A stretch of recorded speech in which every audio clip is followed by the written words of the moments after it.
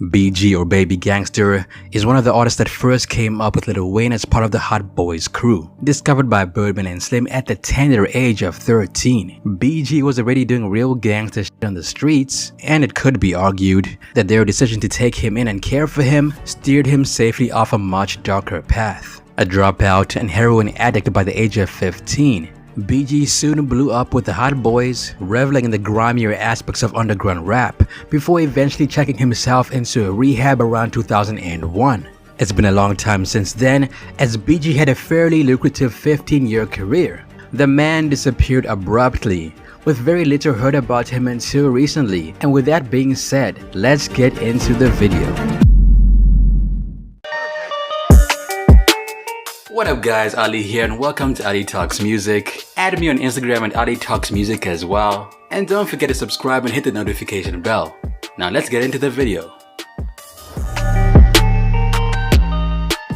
BG was born around 1980 in New Orleans, Louisiana. He was dealt a hard hand at birth, a situation made worse after his father was in an attempted robbery around 1992. Consequently, at the prepubescent age of 12, BG began selling drugs and hanging out on street corners with dealers, and at this point it seemed like he was destined for a life on the streets. You know what I'm saying? So after my daddy got killed, you know what I'm saying, my mom was stuck with two boys, and it was like, you know, it wasn't nothing she could do with me, so the streets kind of took me under. However, while in middle school he began rapping, and around 1993 he met Baby and Slim in a barbershop. Impressed, the brothers took him in, allowing him to stay with them, and eventually signed him to Cash Money. Like as I got like older, like 11, 12, I ain't realized being a rapper was what I wanted to do, but Baby had started Cash Money Records, and he felt like, you know what I'm saying, at first our barber Stan, cause we off the same block. So our barber Stan was like, man, you need to listen to Jesus, man, dude, if he's spitting. So he came in the barbershop one day, and I was in the barbershop, and he was like, spit something for me, little nigga. You know what I'm saying? And I was like, man. So I spit something for him, and he told me to come hop in the car with him. We drove around the corner by my mama's house, and he told my mama, you know what you got right here? And my mom was like, you know, and I already was up, you know what I'm saying, and selling and taking my daddy's Social Security check I used to be getting, flipping it and shit, you know what I'm saying. So he asked my mama to let me come stay with her, let me come stay with him, you know what I'm saying, and she let me go stay with him. By around 1995, he had dropped out of high school to pursue music full-time and was a full-blown addict by the age of 15. It started when one of my little homies got killed, and he used to snort. After his funeral, me and my little partners was like, man, we gotta snort a bag for our partner.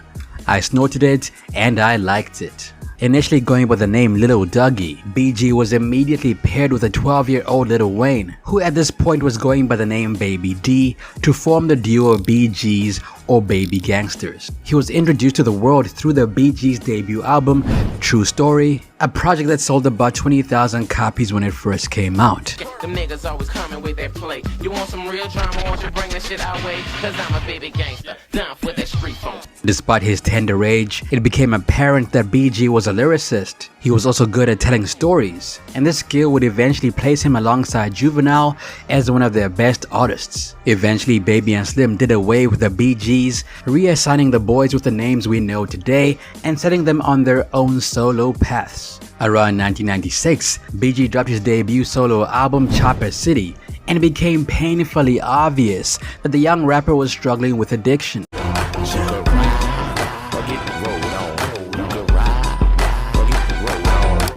Despite missing the charts, BG began to earn a name for himself underground with the release of Chopper City, displaying authenticity and vulnerability, with the recurring theme of the album being that his drug addiction with heroin and his rough life was all too consuming. The album did not make the charts, but sold over 100,000 copies. The following year, he dropped his second album, It's All On You Volume 1, which was an independent success, hitting the R&B albums chart at the 40th place. I smoke herb, trying to calm my motherfucking nerve, but I'm stressing, so flip words to leave you on the curb. Riding the coattails of BG's growing success, Baby and Slim formed the junior rapper supergroup Hot Boys from BG, Wayne, Turk, Juvenile, and Bulletproof. Call the fire people cause the block is hot November 2nd. Weezy, Yeah. What? Then the ball of blocking, moving, then Stop blocking. the G code we live by Live and we by, die die by. by. What? Juvenile. Then we got No. BG'z. Checkmate. What's up? Before their debut album came out, Proof left the group to pursue a solo career within the label, resulting in him only appearing on one song from the album. Their debut, Get It How You Live, was released around 1997 and was followed about a month later by BG's third solo album titled It's All On You Volume 2. By around 1998, Cash Money was a growing empire and they landed a multi-million-dollar deal with Universal. Armed with much more promotion than he had previously, BG immediately got to work on his next album. Around 1999, he dropped Chopper City in the Ghetto, an album that peaked at number 9 on the Billboard 200 and sold about 140,000 copies in the first week.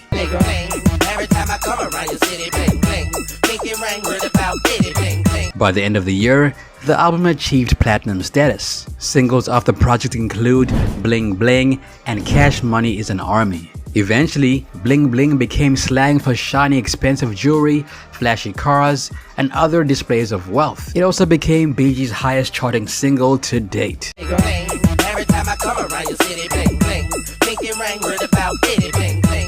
Now 3 months after Chopper City in the Ghetto was released, the Hot Boys' sophomore offering, Guerrilla Warfare, hit fans, topping the charts and going platinum in 4 months. At the time, BG and Juvenile were certified fan favorites. Quite ironic considering Lil Wayne wasn't even considered, but would later become more successful than either of them. Unfortunately, while Cash Money was highly successful at the time, both Turk and BG consistently missed shows and appearances, often getting too high to even attend video shoots. A lot of people thought that Baby and Slim was encouraging us to do drugs, but they used to be mad at us when they would come to the studio loaded.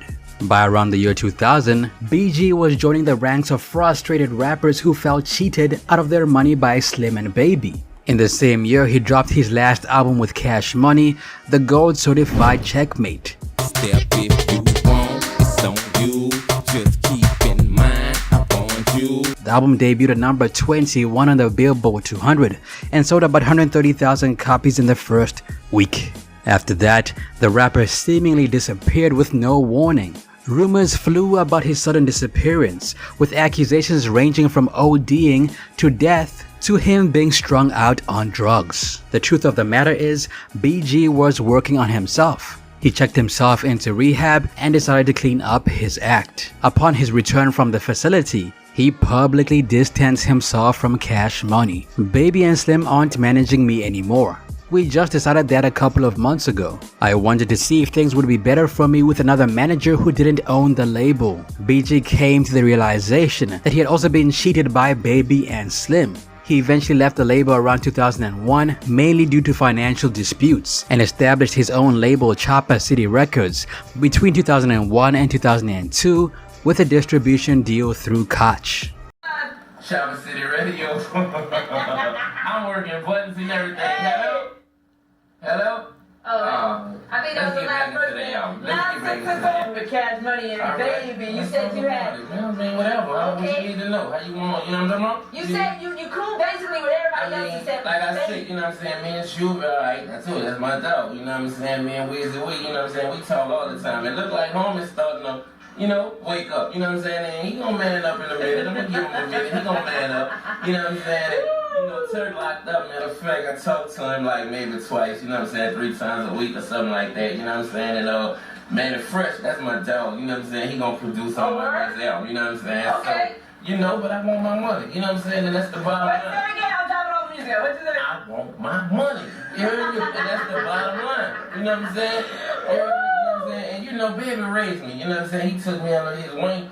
When I was like 10, 11 years old, before he even started the company, you know what I'm saying? We all the same movie. That's probably what he's going around saying too. He said, he was, you know what I'm saying? He was like a father figure to me, you know what I'm saying? So, he really had me brainwashed, you know what I'm saying? I wouldn't have never thought that in years it would have ended up how it ended up, you know what I'm saying? And You know, anybody who was in the camp, they already know, you know what I'm saying? Me and Baby was like Sugar and Pop, you know what I'm saying? Like Puff and Big, you know what I'm saying? Like Face and Shake, you know, like Rush and Run, you know what I'm saying? It was Baby and BG, you know what I'm saying? But, you know, when I left, you know what I'm saying? You know, he, you know what I'm saying? You know what I'm saying? He, you know, cup, you know what I'm saying? Cup Wayne under, you know what I'm saying? I mean, because I was there for anybody. Right. You know what I'm saying? I was holding it down. I'm the one co-signed for Juvie to come. I'm the one who brought Wayne there. You know what I'm saying? And you know, and you know, I was battling with a little heroin addiction. You know what I'm saying? Yeah. And you know, he kind of like, when he got that money and went to making the millions of dollars, you know what I'm saying? He got greedy and selfish and forgot where he came from. And he didn't want to break bread, you know what I'm saying? Because of his legal entanglements with Cash Money, he could not release any music from 2000 to 2003 and combine that with his stint in rehab. Many fans were wondering what happened to the rapper. However, eventually BG finally spoke his piece. I was young. I didn't know no better. I looked up to them and respected them. I felt like they wouldn't do me like that, but I was wrong. Baby calls himself the Birdman, but he also wants to bird feed me. It's cool. You f***ed me over and I learned my lesson. It's time for me to move on. And move on is what he exactly did. But sadly, his attempts at getting clean didn't quite stick. And by the time he was 23 years old, he had twice been convicted on the felony charge of heroin possession. His music, however, remained as solid as ever, and he dropped album number 6, Living Legend, around February of 2003. Man, I'm the hottest that I be burning up, and I'm ready to set it all, so turn it up. This was his first album to be released after his departure from Cash Money, and featured no production by Manny Fresh. Singles of the project include Hottest of the Hot and I Keep It Gangsta. Although not quite hitting the certifications of his previous albums, probably due to his 3-year hiatus and smaller push, it was critically well received and peaked at number 21 on the Billboard 200. After this, he dropped album number 7 around 2004, an album he called Life After Cash Money. The streets getting flaky cause not a phase in them. Putting pressure on busters, getting info from them. This one did reasonably well and peaked at number 22 on the Billboard 200. Unfortunately, he would never again match this success, but that did not stop him from trying, nor did it stop him from calling out Cash Money. It didn't help that Lil Wayne was climbing up in popularity, while BG was fading away. Y'all know just last year, they had this song out called I Miss My Dogs, you know what I'm saying? And that song right there meant so much to me, like, you know what I'm saying? Like, that song there, like, really meant so much to me, you know what I'm saying? Because Shorty came from the heart with that song, you know what I'm saying? And I respected him for that, you know what I'm saying? But then recently, I picked up this magazine, and it was like, well, Lil Wayne, how you feel about everybody leaving Cash Money and you the only one on Cash Money? That nigga said, man, fuck everybody who left Cash Money, I don't respect none of them. In 2005, he released Heart of the Streets Volume 1, and in 2006, he dropped Heart of the Streets Volume 2, which became his highest charting album to date, peaking at number 6 on the Billboard 200 and selling about 62,000 copies in the first week.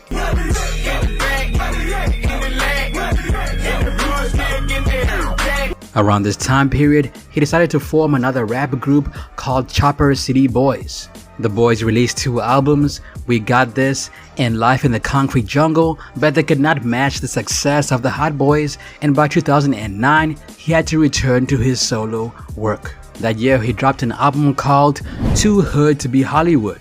The album saw him reunite with Manny Fresh, and there was a long-awaited reunion between BG, Lil Wayne and Juvenile on the track You Heard Me.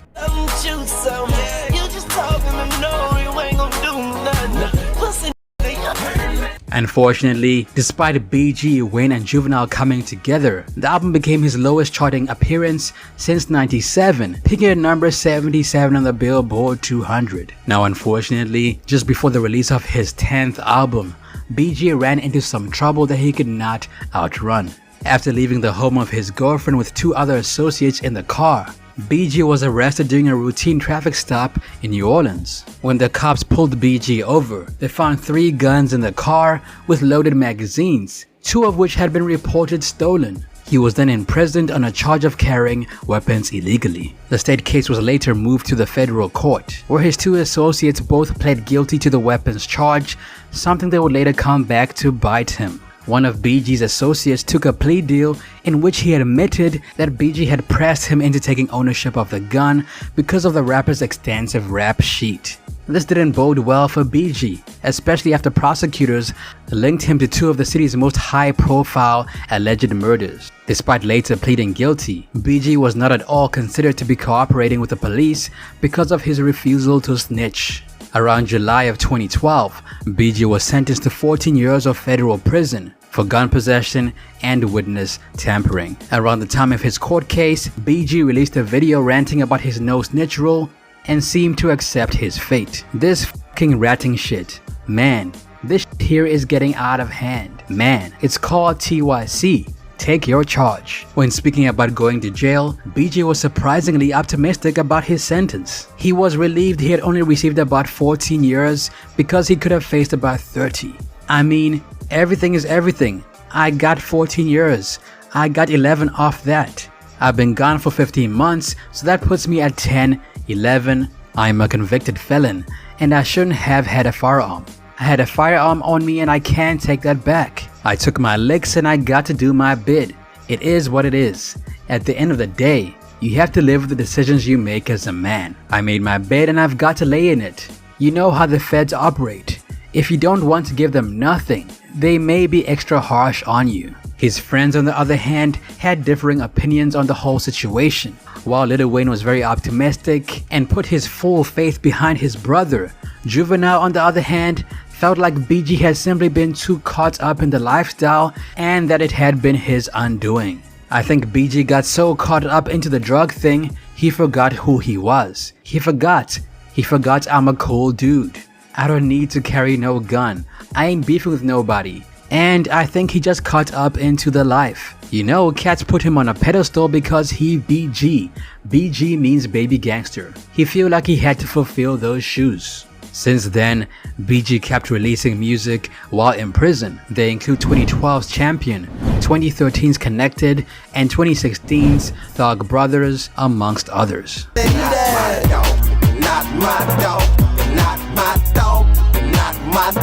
He has petitioned multiple times for an early release to no avail.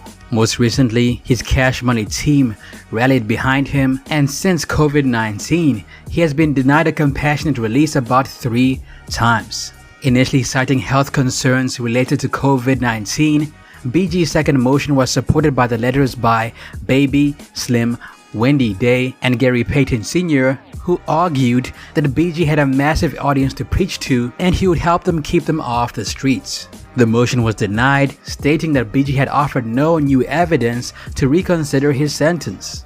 A third motion was rejected in September, submitted by a fellow federal prisoner on BG's behalf, arguing that BG felt that his attorneys had mishandled the case.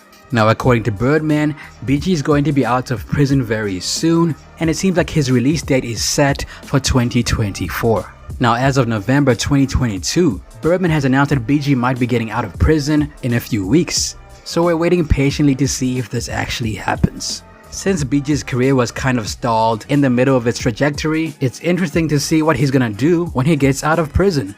Since his arrest, he has retained a solid and respectable fan base who petition online for his early release and will support him when he gets out. When BG gets out of prison, he's planning to relaunch his career, and we're all waiting to see if he can actually do it. BG gets 155,000 monthly listeners on Spotify, and his most listened to songs are Bling Bling, Cash Money is an Army, Bout My Paper, Heart of the Streets, and Move Around. I know I got my own personal, I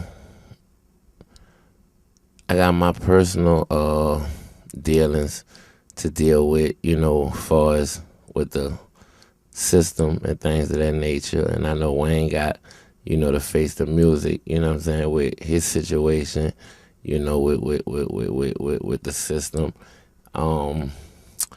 But we got time. We got a whole bunch of time, to put the album together. We record quick, We already got songs done at the same time, But then I look at it like if we record from now until whoever gets sentenced or however it go or whoever go, whatever,